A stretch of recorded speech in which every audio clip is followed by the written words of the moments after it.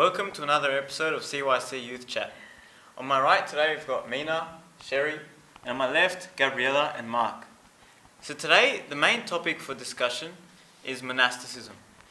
So as you may know, monasticism was founded around the 3rd century by Saint Antony. And Saint Antony is, most people know him as the founder of monasticism in the world. So they founded the first monastery in Upper Egypt around the Red Sea area, and since then it's continued to grow, even in the face of persecution and a lot of struggle in the Egyptian area. It's actually spread around the world, and it exists in many countries, Australia and the US and Britain even, and it's become quite large. So today, without any further ado, I just want to go on to the most basic question, which is, what is monasticism? So to kick it off, I'd like to pass it on to Sherry. I think monasticism is basically for monks and nuns who like to live in asceticism and solitude and dedicate their lives to Christ and prayer and things like that. Just basically prayer. And yeah, how important do you think prayer is in the life of a monk, Mark? Yeah.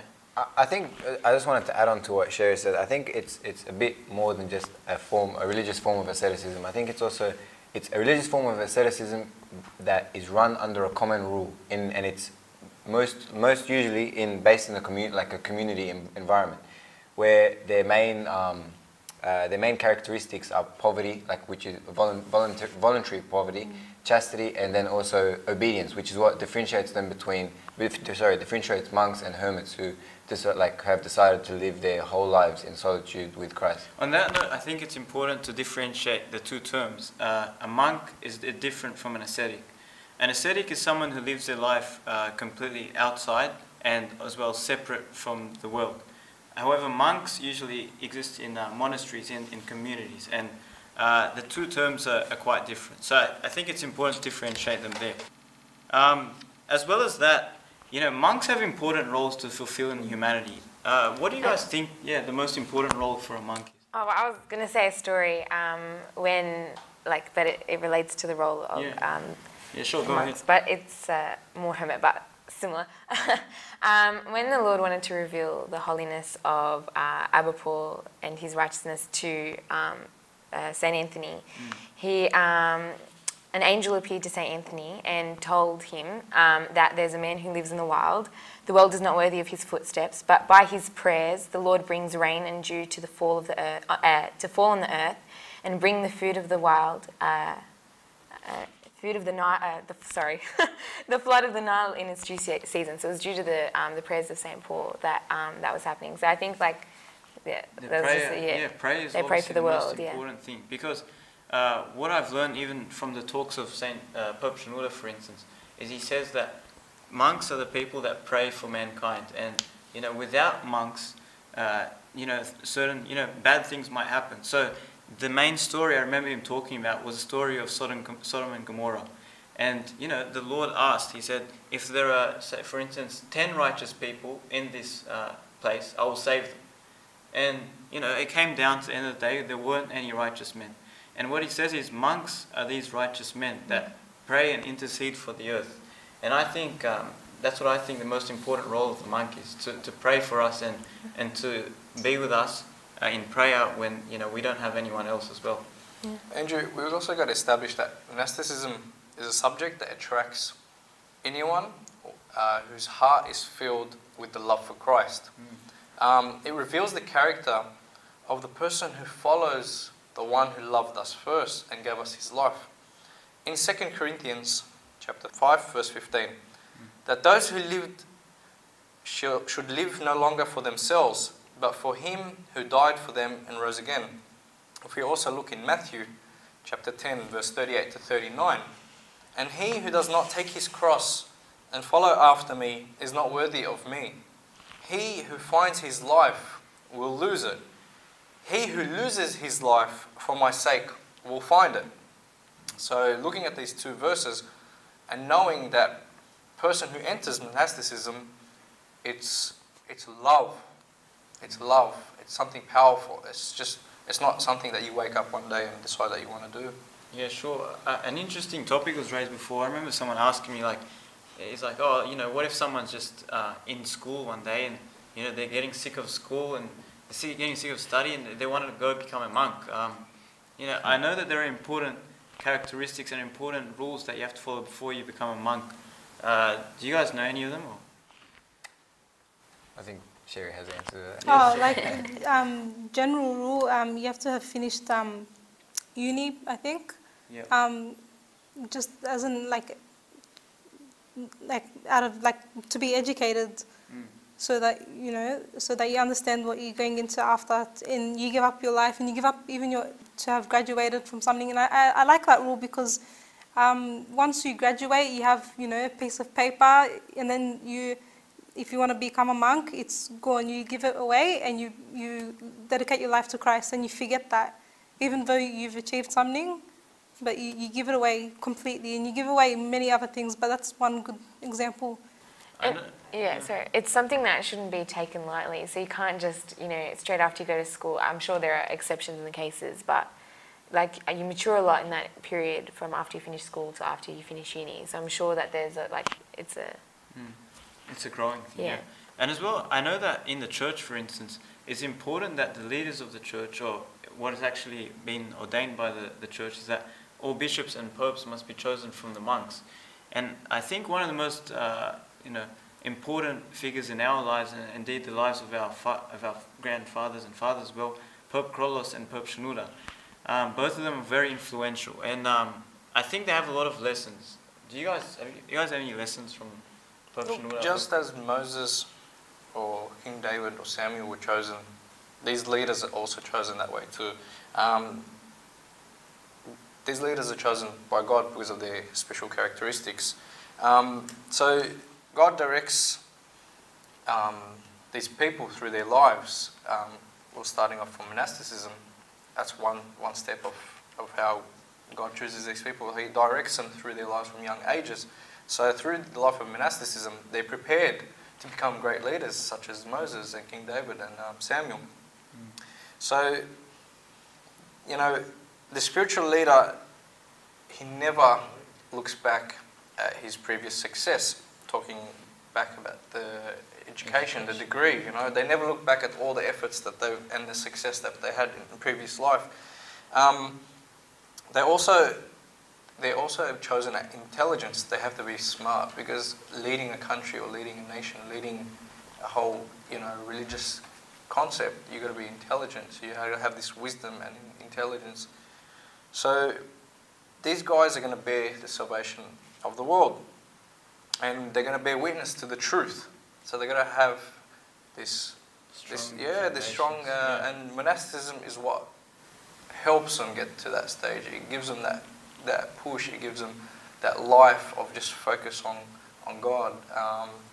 I know a lot of the time I've heard stories about monks for instance, Pope Krolos, when they wanted to take him out of the monastery to become pope, at some stages he didn't really desire it, because he wanted to live a life with God, and that's what all monks go out to do. They want to live, them and God, and when they go back into the world, it's quite hard for them.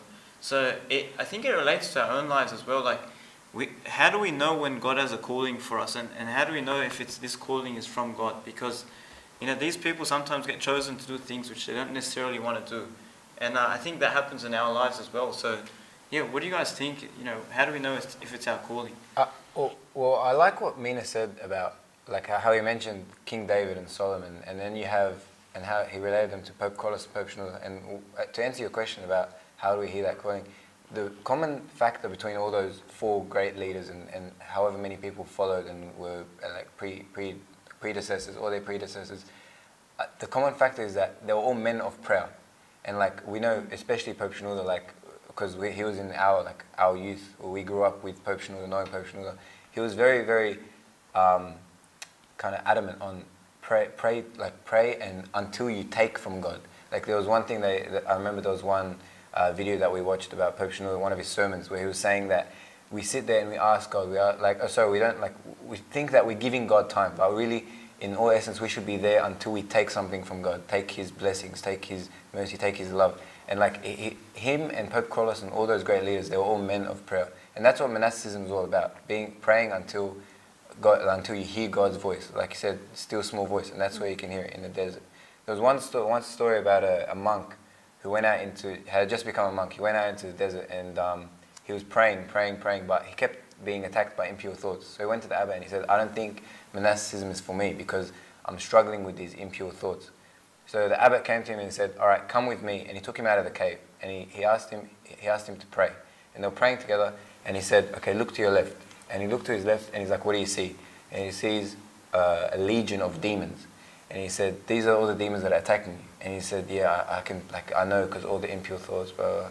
So he said, all right, look to your right. So he looks to his right and he sees all of heaven's angels and archangels praising and rejoicing. He's like, these are all the angels that are protecting you. The moment you stop praying, the moment you allow the demons to attack you and enter your thoughts and your mind. So I think the fact that, what you said about the leaders, the common factor is that they're all men of prayer, and that's basically what defines monasticism. I don't know if you guys know, but one of the best examples for monasticism is Pope Carlos VI. Let me tell you why. His whole life, he lived it in a monastic way. In his own home, he lived a monastic life. In the monastery of the Baramos, he lived a monastic life. He even went to a cave for solitude. He lived a monastic life there. Even as a pope of Alexandria, he lived a monastic life. He was the man of little words. He was the man of little words. He did not say much. If you compare him to Pope Shenouda, he was the man of great words. They were both great popes, and they both led great nations, you know. But they're two different personalities. Pope Shenouda was the man of many words. Pope Carlos was the man of few words. But, you know, even though he was a pope, he still lived that monastic life. I think that says a lot as well. Like, I mean, it says in Romans, for instance, everyone has a different calling, and everyone's given. So people have gift of service, people have gift of teaching, and everyone has different gifts. People have gifts of speaking different tongues, for instance. So I think that's a very important. The fact that you can see this difference between two distinct leaders, and in the end, God blessed them in whatever they can do. And even if you're not a man of words, God will make words for you. If you're a man of many words, then God will bless your words. Like, it's quite interesting like that. Pope Carlos also influenced the youth of his generation. Yeah.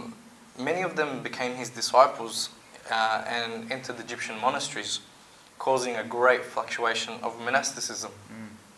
I think that's quite important, because I think there is a difference between different types of churches. Obviously, some churches have more monks than others, and I think it's quite great that the Orthodox Church, for instance, probably has the largest amount of monks, and that influx we've seen, I think, is largely due to the Sunday school movement. And in Sunday school we learn a lot. We learn how to become closer to God, and if we're not given these foundations from early in our lives, we find it difficult to, if it's not given to us early, it will be harder later on.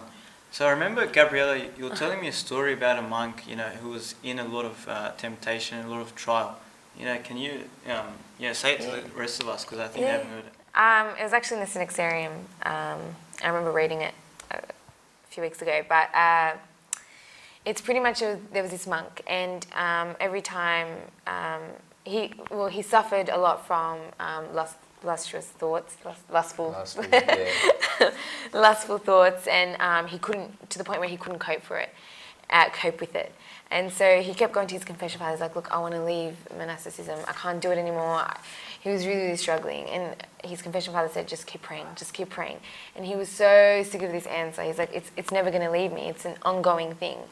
And one day, whilst he was praying, the devil appeared to him and was like, look, you know what, I'm going to stop. I can't, you're fighting too hard. He's like, and the only reason I'm stopping is so that you don't inherit a heavenly crown, like, so as to make him jealous. But it was talking about, how he persisted in prayer, and I thought that was a really touching story. That I like what you said, Gabriella, about the crowns in heaven, and I think it's important that we as individuals, or we as people of Christ, we need to store up for ourselves treasures in heaven, and so God may bless our work, and God may bless our prayer as well. And I think that's one of the most key things about monks. They always store for themselves treasures in heaven, and they're always rekindling, they're always refilling their oil. I think we've had a pretty good discussion so far, and we'll see you in the next segment.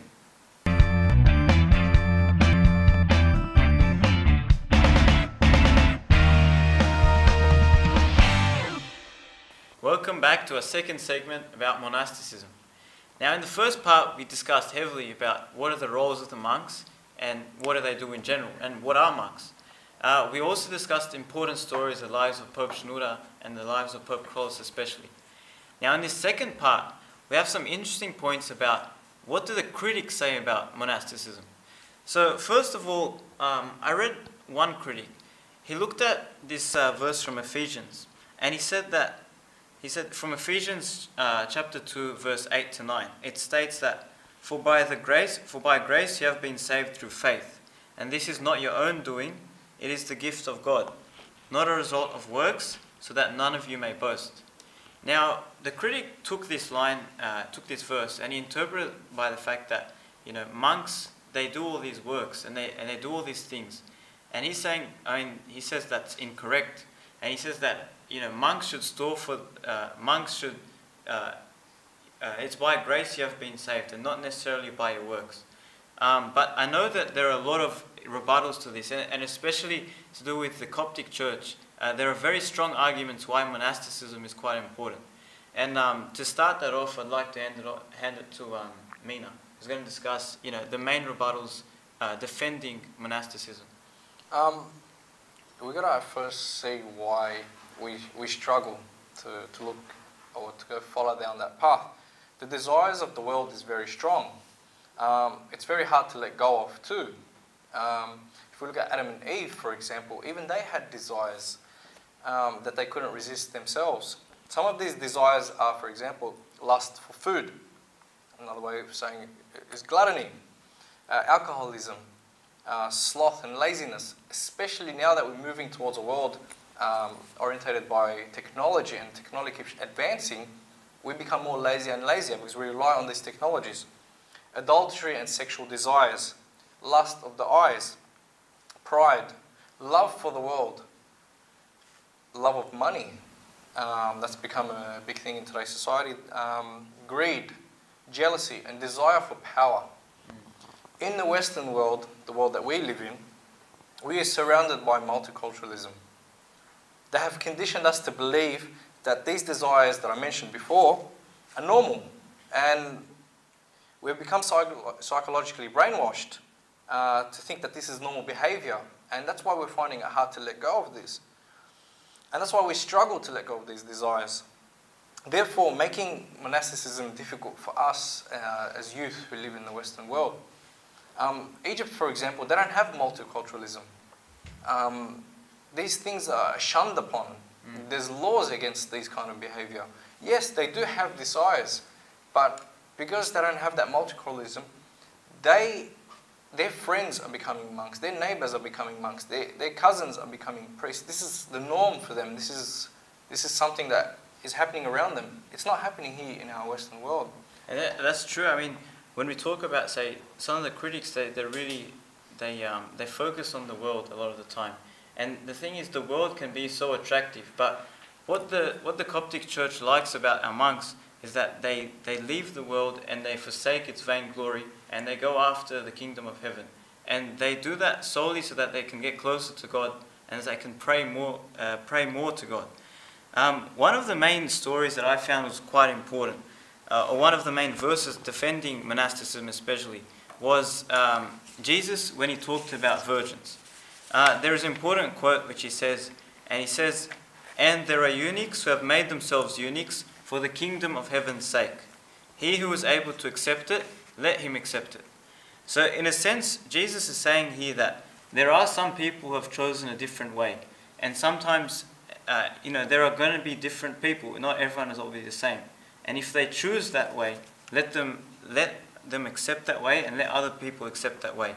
For they are doing it for the kingdom of heaven's sake. So do you guys, what do you guys think about that? Because monks leave the world and they forsake everything. But at the end of the day, is it right for them to do that? I had a question regarding that, Andrew. I was just thinking, isn't it easy for a critic to come and say, well, isn't the monk just making things easier for himself. Like I'm leaving all of the things that Mina mentioned, like lust for food, lustful desires, and adultery, and slothfulness and laziness. Doesn't it just make it easier for them to enter the kingdom of heaven that now that they've left all of that? Like, how do you respond to that?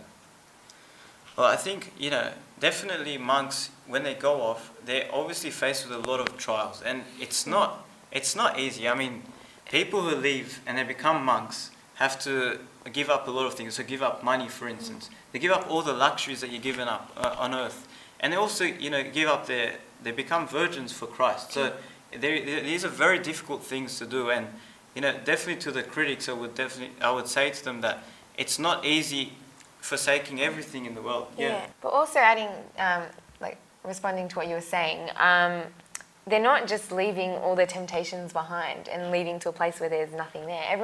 Every Christian, every person that truly follows Christ carries their own cross. So it doesn't mean that where they are is void of anything hard and temptations. I think that a lot of critics don't see that and they don't understand that, which is why they... I think that's important as well. St. Paul mentions in his first letter to the Corinthians, he says that he who is unmarried cares for the things of the Lord. So when you look at a monk or a nun, for instance, they are unmarried and they live their life in virginity, and they dedicate their whole lives to the Lord. Now, this is probably one of the most difficult things that you can do, and it's something which they constantly face struggle over. There are many stories about how they face struggle, but as well as that, I want to talk about, say, if you're on earth here, you're living on earth, how do we live like monks here in this world, segregated from, and how do we segregate ourselves and make ourselves different from everyone? Sherry, what do you think? I think one way to live like monks in the world is by reading. I think it's something we neglect and we forget about it very often. I just want to share as well a quote by Pope Carlos that he talks about reading. He says, "Persist in and honor reading. If possible, more than prayer," which is funny because we're talking about prayer a lot. "Reading is the spring of intelligent prayer." It's a spring of intelligent prayers. "For as I had previously told you, reading for a good purpose will show you how to walk on a virtuous path. Whoever reads the books to understand the path of virtue, this path will be opened before him." So I think reading is, it's much easier to do. It will focus your prayer, it will focus your lifestyle. If you pick up a book, and even if you don't like it, you pick up one book and change to the next.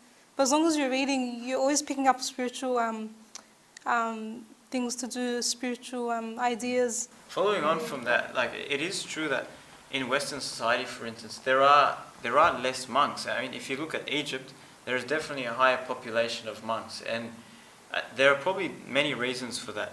What do you guys think are the main reasons why, in Australia, for instance, there are less monks than in Egypt? Obviously, there are different populations, but there are definitely other factors. It's something that we have to actually go out and work towards. Of course, there's the factor of the influential factor, like you said, like popes, the bishops, the other monks that are surrounding. But at the same time, like we've been saying, like Sherry said, we need to read more, we need to pray more, we need to be storing all our treasures in heaven, like Andrew said, and focusing all our attention on Christ, having that quiet time with Him. And on the topic of reading, we have the greatest book in the Bible. Like any word from it is encouragement, motivation. It's our we taste the Bible each day.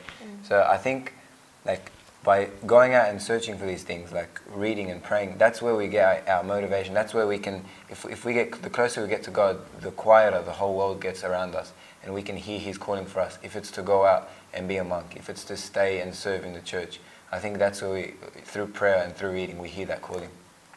Andrew, like you were talking before, we can be monks without going out to this monastic life.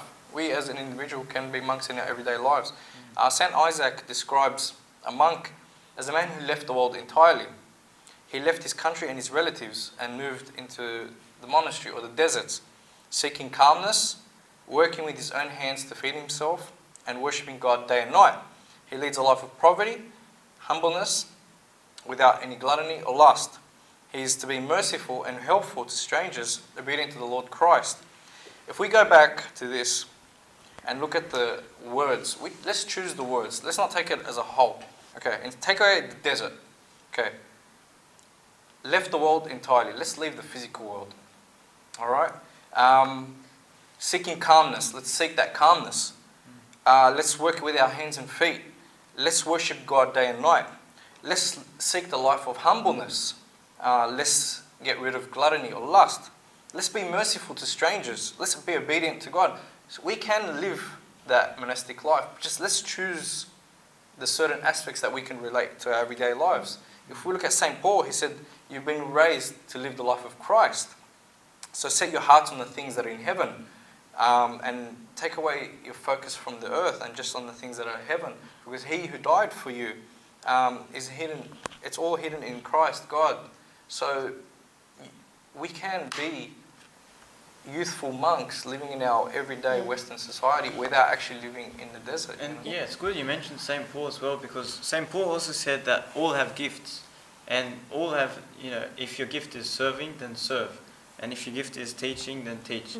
The gift of monks is prayer, and the monks pray for us unceasingly. They pray for mankind, and they also pray for their own lives, and that's quite important in their life. Yeah, I was just going back to what Mina was saying. I remember I was talking to someone about this, and I was like, how are we supposed to live a monastic life? Well, I don't really say it in those words, but in this context, yeah. In our daily lives, I don't understand. And he's like, you have to have one life. And I thought he was being ambiguous. I was like, no, just explain. He's like, just figure it out. And I was like, okay, I came back a few minutes and I was like, I can't figure it out. He's like, you shouldn't have to segregate between your spiritual life and your normal life. It should be all integrated throughout your day, through everything you do. You should be living a life of worship and prayer, but also at your work, at your school, at everything action you should do should be in service of God.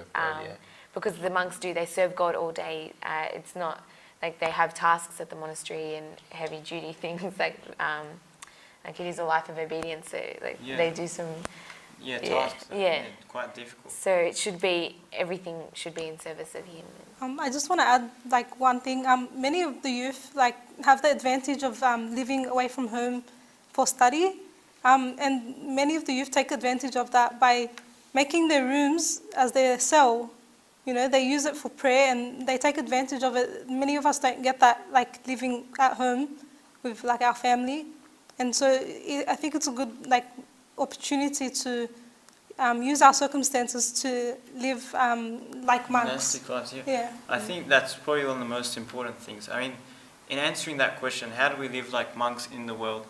It's definitely to do with prayer. And it's definitely to do with always guiding your life so that you focus on Christ and you focus on His love. And you spread that love to one another from the fire of your Holy Spirit. That's definitely the most important thing. Now, I'd like to thank you guys for being with me today and and helping out everyone in this topic. I look forward to seeing you guys soon, and thanks for that.